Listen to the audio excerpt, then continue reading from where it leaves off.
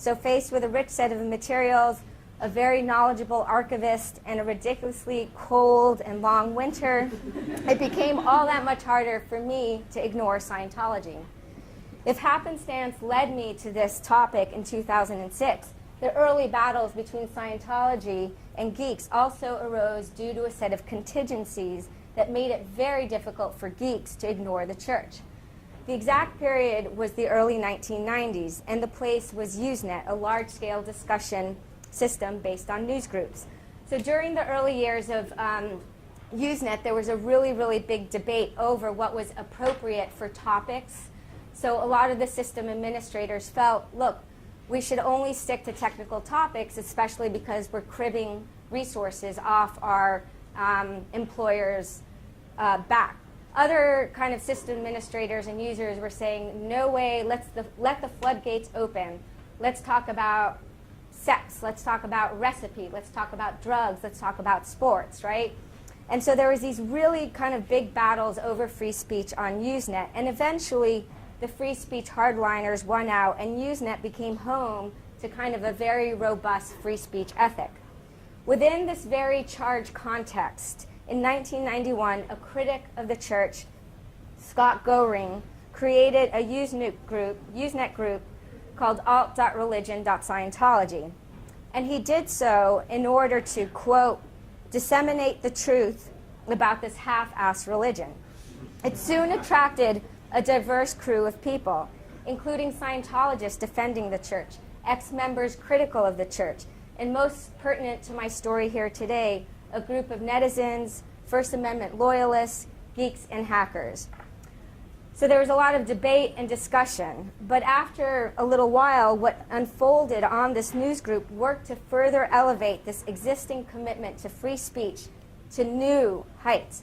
For the news group soon found itself at the epicenter of some of the most pronounced battles over intellectual property, news group governance, the legality of email remailers, which is what you could send email anonymously with, and especially free speech that the net had up to that point ever witnessed. In the words of one very memorable Wired article covering the battles, welcome to mortal combat between two alien cultures, a flame war with real bullets. So what started the war? What fueled it through time? So the history is obviously extraordinarily complex, so I'm only going to provide a brief snapshot. In the years following the initial creation of the news group, commentary grew not only more critical of the church, but did so via the circulation of secret Scientology documents, including upper-level texts, which the church refers to as advanced technology.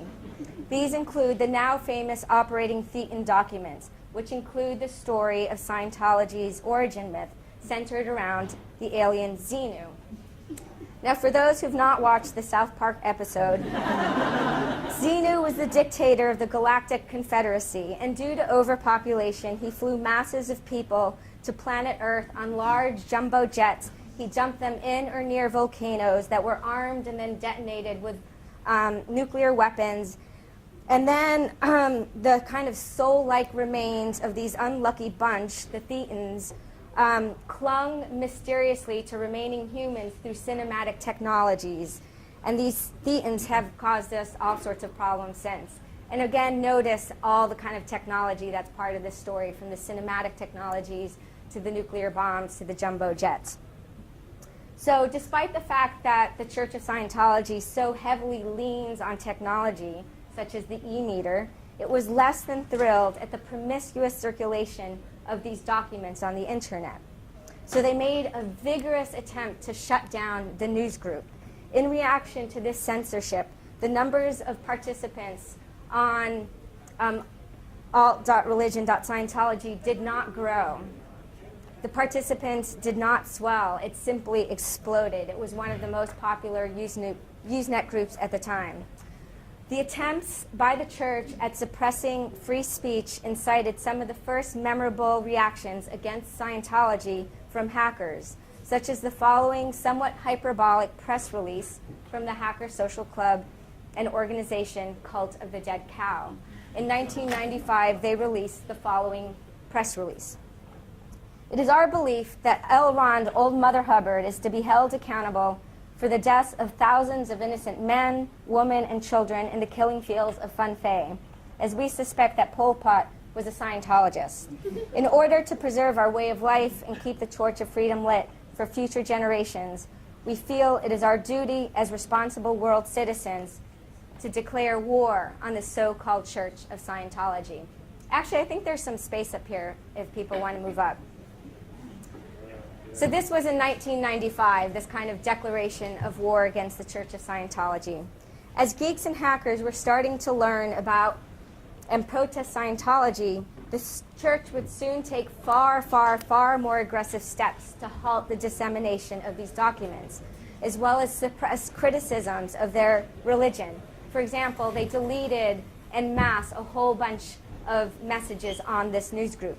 The most famous of their tactics, however, were the high-profile series of raids, arrests, and subsequent lawsuits against some of those people who posted the secret church documents. Law enforcement seized computers in Virginia, Colorado, California, Sweden, and the Netherlands. The person who ran the Pennet email remailer shut it down for fear of legal retribution, and the lawsuits would span over a decade and ruin many people's lives.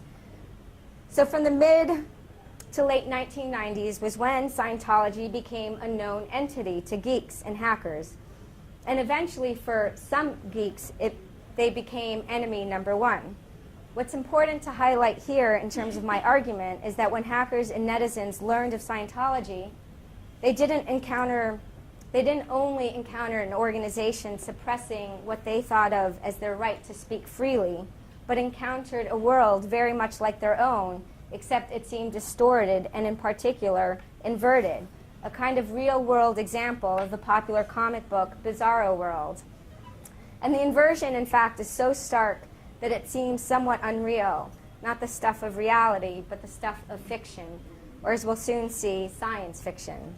So allow me to provide a few examples of these inversions. I've already kind of talked a little bit about technology. I'll talk a little bit more about it. As the Python blog entry I quoted earlier revealed, I think quite accurately, for geeks of almost all stripes, technological production is rooted in the freedom of constant manipulation, where you're supposed to create, fix, break, innovate technology based on your own desires, your will, your visions, your style, and to do so to reach your own personally crafted goals.